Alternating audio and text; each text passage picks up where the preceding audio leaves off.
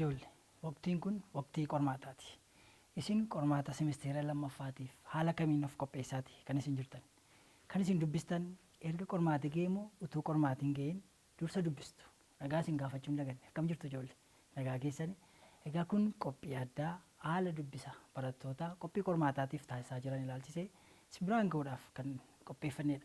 Egaa qophii keenya guyyaa har'aatiin barattoonni ciccimoo manneen barnootaa garaagaraa keessa jiran haala kamiin qormaataaf of qopheessaa jiru kan jedhu isaaniin gaafannee turre. Kanaaf amma xumura qophii keenyaatti filannoon keessan chaanaalii keessan OBN Gaammee ta'uu isiniin jenna nu waliin tura.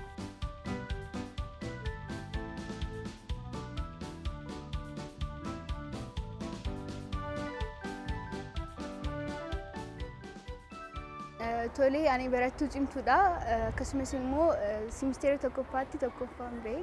Ani barattuu kutaa saddeeffaa yommuu ta'u barattuu cimtuudha. Bara kana tokkoffaan ba'ee gammaatti tokko hanga sadii keessaa ba'ee hin beeku. Semesteera tokkoffaatti averejii 98.7 fiduudhaan tokkoffaa ba'e. Kutaa gadaanarraa kaasee haga ammaatti sadarkaa keessa kan ba'aa ture yommuu ta'u ammas semesteera tokkoffaa irratti averejii 99.25 tokkoffaa baheera. Dareewwan darban keessatti tokko haga sadii yookaan sadarkaa keessa ba'aan dhufe ammas immoo kutaa saddeettaffaa irratti averejii 99.7 fiduudhaan tokkoffaa ba'aan jira. Kutaa gadaanaadhaa amma ammaatitti sadarkaa keessan ba'aa dhufe ammas semesteera tokkoffaa irratti averejii 98.5 galmeessuudhaan tokkoffaan ba'e.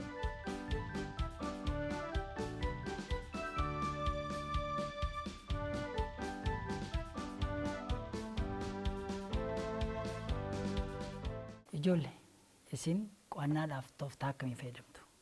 Mala qo'annaa akkamiitti immoo fayyadamtu? Egaa barattoonni barnootaan cimoo ta'an kun haala qayyabannaa isaanii gaafanneerra. Mee maal jedhu isaan? Haalli qayyabannaa koo jalqaba daree keessatti barsiisaa dhaggeeffachuudhaani dabalataan immoo gara manaatti gaafa hin galu dubbisuudhaani fakkeenyaaf har'a wanta baranne guyyaa guyyaadhaan dubbisuudha malee qormaanni har'ee kan immoo bor gaafa jedhamu nutti ulfaachuu waan danda'uu fi jala jalaan dubbisaa deemuudhaani gaaffiilee adda addaa hojjechuudhaani kan natti ulfaate immoo warroota nan dursanii barattoota akkasumas immoo barsiisota nan gaafadha. Ani tooftaa qo'annaa mataa kootii kanan fayyadamu yeroo hundumaa boqonnaa gidduu gashaa gosa barnootaa lama walitti aansee dubbisa. Guyyaatti immoo gosa barnootaa 8 barannu keessaa guyyaatti 4 dubbisa. 4 kanan dubbisu keessatti 2 dubbiseen gidduutti boqonnaa godhadhee immoo ammas 2 kan biraa dubbisa. Achiin wanta natti ulfaate yoo jiraate immoo irra deddeebi'uudhaan yaaluudhaan kanneen akka barnoota herreegaa fa'ee irra deddeebi'uun yaaluudhaan sa'aatii dheeraa fudhadhee nan dubbisa sirriitti nan hojjedha. Haalli qo'annaa kootii tokkoof tokko sagantaa yookiin immoo karoora baafachuudhaan qo'achuudha. Kana jechuun gosa barnootaa har'a qo'annu tokko yoo adda baafnee beekne gosa barnootaa kan biraa immoo bor qo'achuu akka qabnu adda baafnee yoo beekne sagantaan qo'annu sun wal nu jalaa dhahuu waan dhiisuu danda'uu fi karoora baafachuudhaan qo'adha. Egaa ani karoora baaseedhaan wanta hunda ergumaan galeen kan qayyabadhuu fi gaaffilee garaagaraa yookaan immoo wantoota natti ulfaatan kan nan hojjedha. Akkasumas immoo daree keessatti barsiisaa haalaan dhaggeeffachuu fi wanta naaf hin galle immoo achuma daree keessatti fixuun yookaan immoo gaafachuun gara manaa galuun karoora kiyyas yookaan deelis kiyya baasuudhaan manatti galeen kan qayyabadhudha. Fakkeenyaaf barattoonni tokko tokko qormaanni borii gaafa jedhamu taa'aa oolu kun immoo teenshinii isaan irratti uuma. Akkasumas immoo yeroo qormaaticha qoramanitti isa beekan illee irraanfachuu danda'u. Kanaafuu jala jalaan dubbisaa deemuudhaan akkasumas immoo nootii qabachuudhaan gaafa qormaataa nooticha dubbisuudhaan gaaffiilee hojjechuudhaan of bohaarsuudha malee qormaanni borii yookaan immoo har'a gaafa jedhamutti itti cinqamuun barbaachisaa miti jira. Qormaanni ga'in dura karoora mataa kootii baafadhee dubbisuun koo anaaf qormaanni akkanatti salphatuu fi yeroo qormaanni ga'u yaadannoodhuma xiqqoo akkan dubbisuuf karoora mataa kootii utuu qormaanni ga'in dubbisuun na gargaareera. Waan ani baradhee sirriitti qo'achaa jira. Karoora garaagaraa baasiis ergan qo'adhee booda qabxii koo karoora koo irratti galmeessuudhaan qabxii sana akkan fiduuf qo'achaa jira. Qophii kanaaf dursanii qo'annuu qabna. Barattoonni amma yeroon kun yeroo qormaanni ga'eedha. Qormaata immoo yeroo jala geenye qo'annaa odoo hin ta'in dura jalqabuma ganamuma kaanii qo'achuudha.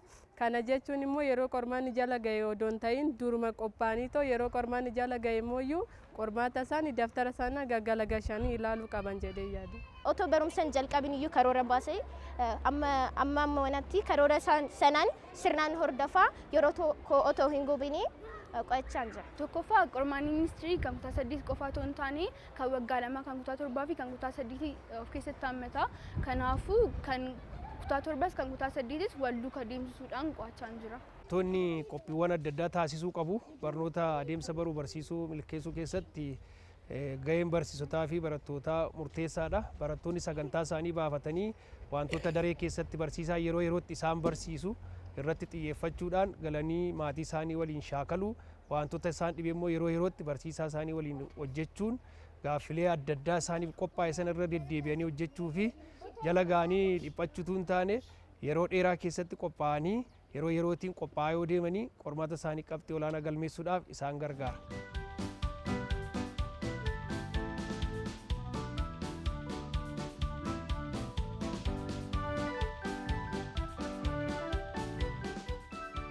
Qophii qormaataatiif yoom taasisuu qabna? Qormaataaf qophii akkamii gochuu qabna? Yeroo qormaataa immoo maal gochuu qabna? Qormaata ministirii fi haala adda addaatiin of qopheessaa jira. Tokkoffaa gaaffilee adda addaa hojjechuudhaani. Kana jechuun fakkeenyaaf bakka itti xiyyeeffatu bakka hin xiyyeeffanne adda baasuudhaaf yeroo koo kamirratti dabarsuun qaba jechuudhaani. Bakka natti ulfaate immoo sirriitti xiyyeeffachuudhaani kitaabilee adda addaa dubbisuudhaani barsiisota gaafachuudhaani haala kanaatiin dabarsa. Qophii qormaataaf gochaan jiru kitaabilee garaagaraa nan dubbisa.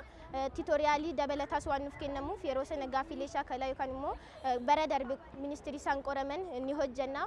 Akkasumas hiriyoota koo wajjin ta'uudhaanis daftara keenya kutaa 7ffaa kitaaba yoo argannis kitaaba kan kutaa 8ffaatti sirriitti ni qo'anna. An qormaata naannoo kutaa 6ffaa bara kanaa fudhachuudhaaf qophiin ani irra jiru jalqabuma semisteera tokkoffaarraa kaasee dubbisaan ture. Ammas immoo dubbisaan jira karoora koo baafadhee yeroo hundumaa yeroo kootuun hin qisaasessiin yeroon wanta hundumaaf saatii qabadheera yookiin immoo saatii mataasaa ramadeera waan ta'eef utuun hin qisaasessiin yeroo maatii kootti gargaarus yeroon dubbisus yeroon hojii manaa hojjedhus kan mataa kootiin utuun hin qisaasessiin itti fayyada. Qormaata naannoo kutaa 6ffaa yookiin ministiriidhaaf qophiin ani taasisaa jiru akkuma duraatti karoora baasee karoora isa duraarra fooyyessuudhaan karoora baasee akkasuma immoo halkaniif guyyaa otoo hin rafiin dubbisuudhaan qabxii koo fooyyessuuf hin qophaa'aa jiru. Qophii ministiriitiif dursa karoora baafachuudha. Karoora kan baafannu immoo otoo ministirii jala hin ga'iin dursineeti. Kanaaf semisteera duraarraa kaasee hanga ammaatti karoora baafadhe sana akka karoorichaatti dubbisuudhaan ministiriidhaaf qophaa'aa jira. Qormaata biyyoolessaa yookaan ministirii waan qoramuudhaaf waan dhiyaateefis waan irra baradhe har'uma gadi qorachuudhaan dursanii qo'achuudha malee erga geenyee booda osoo qorannee bu'aa gaarii fiduu waan hin dandeenyeef karoora baasuudhaan fi wantoota garaagaraa fayyadamuudhaan erga qorannee booda qabxii gaarii fiduu akka dandeenyu amana. Qormaata biyyoolessaa yookaan ministirii fudhachuuf qophaa'aa jirra. Anis qormaata biyyoolessaa ministirii fudhachuudhaaf wantoota garaagaraa gaggeessaa jira. Karoora baasuudhaan qayyabachaa akkasumas mala qo'annaa paaraadoomaa jedhamu yookaan immoo wanta qayyabatan tokko erguma sanitti irra deebi'uu yookaan gulaaluu fi gaafiiwwan garaagaraa hojjechuudhaan qayyabachaa jira. Wantoota naaf hin gallees mana barumsaa keessatti barsiisota kiyya gaafachuudhaan sirriitti hojjechaa jira. Fardiin geessa malee waraanu jedha Oromoon yommuu mammaakuu. Kana jechuun immoo barsiisonni koo na barsiisu maatiin kees na gargaaru anis immoo maatiin kan na gargaaree fi barsiisonni kan na godha irratti hundaa'uudhaan karaa isaan na qajeelcha sanirraa anis immoo karuma san qabaddeetu sirriitti qajeeluun qaba jedhee. Yeroo waqtii qormaataa ga'u barattoonni akkuma beekamu dhiphachuun jira sodaachuun jira kanarraa bilisa ta'uudhaaf yeroo hirriba gahaa argachuu qabu qo'achuu sirriitti qo'achuu qabu naamusaaf tasgabbiidhaan of eeganii qophaa'anii sirriitti qophaa'anii waan duraan baratan waanta ta'eef qormaanni waan addaachuu miti wantoota isaan daree keessatti baratan sana irra deddeebi'anii shaakaluudhaan waan of ga'oomsaniif ammam akka qayyabatanii fi qo'atan kan itti bu'aasa galmeessa waan ta'eef barattoonni kun naamusa gaarii yeroo hirribaas qabaachuu qabu hirriba gahaa qabaachuu qabu sodaachuu qabanii yeroo yerootti immoo waan barsiisaan isaanii kennu sana irra deddeebi'anii of qopheessanii dubbisuun of ga'oomsuu qabu.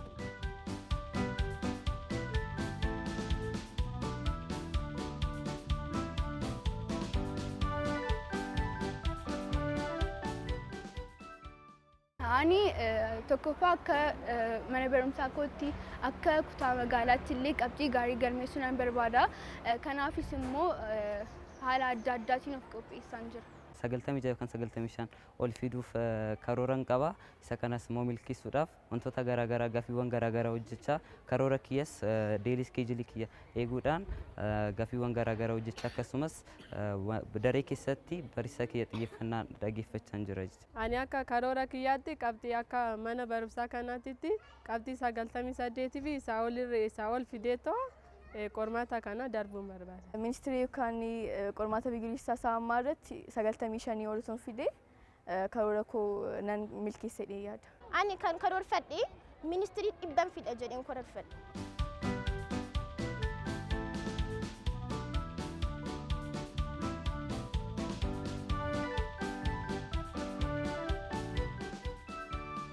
Tokkoffaa daree keessatti disippiliinii qabaachuu qabu.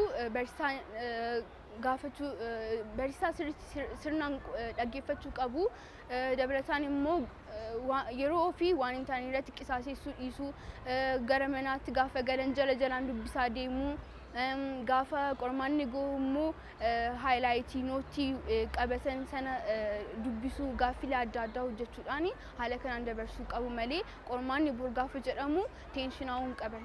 Ani kanan gorsuu barbaadu ijoolleen yeroo hundumaa qormaatas ta'e wanta hundumaa utuu hin gahin dura utuu qormaata hin qoramin durayyuu dubbisuun barbaachisaadha waan ta'eef kanaafiyyuu utuu yeroon hin gahin wanta guyyaa barannee gallee galgala immoo dubbisuudhaan wanta hundumaa yaadannoo godhachuudhaan dubbisuudhaan sirriitti itti qophaa'uu qabu qormaataaf yeroo hunda qophaa'oo ta'an jedha. Otoo ministiriin hin gahin dura wantoota baratan hunda of jalaa qo'atanii fixuudhaan yeroo isaanii gubuurra taphaan balleessurra barumsa irratti hunda'anii dubbisuudhaan akka dabarsan gorsa.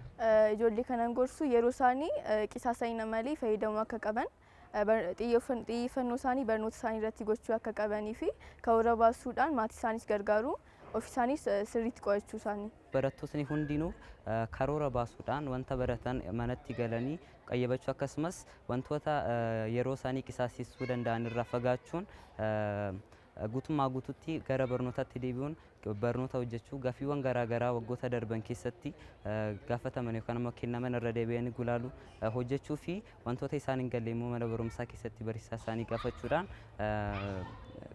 turuu qabu jedheen ijaara. Yoo amma karoora baasanis ministiriidhaaf qophii hin ta'u jedhanii abdii kutachuu hin qaban. Ammas yoo jalqaban sirriitti yeroo isaanii sirnaan yoo hordofanii qo'achuu danda'u yookaan immoo ministirii san daftara keenya hundayyuu chaaptarii 14 qaba. Isa hundayyuu fixuu ni danda'u. Sabjektiin tokko chaaptarii 14 waan qabuuf isa hundayyuu fixuu ni danda'u. Adeemsi baruu barsiisuu qaama tokko qofaan kan raawwatamu miti. Gaheen maatiis as keessatti guddistuu yookaan maatiin gahee olaanaa qaba.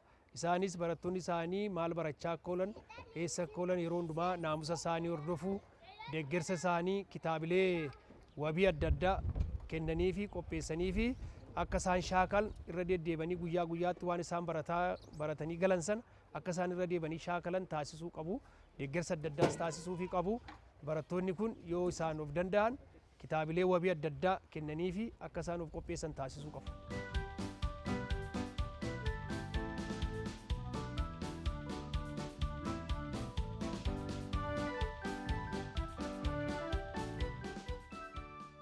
Egaan ijoollee haga yoonaatti kan isin daawwachaa turtan egaa qophii addaati qophii qormaataa sababeeffachuudhaan kan isiniif qopheessine egaa qormaataaf dursa maal gochuu akka qabdan qophii keenyarraa waan hedduu akkasiin barattan egaa abdii guddaadha kan nuti qabnu gaafa isin qophii daawwattanittanis kitaaba koo kana dubbisaati kan hin ture egaa isinis dubbisaa isiniin jecha qophii har'aaf qindeeffannee asuma irratti xumurra qopheessaan qophii kana hangammachuun isaa kee ogeessota kaameeraa Yohaannis Tasammaa akkasumas Warqinaa Girmaa ogeessota istuudiyoo mara taanee isin faana turre.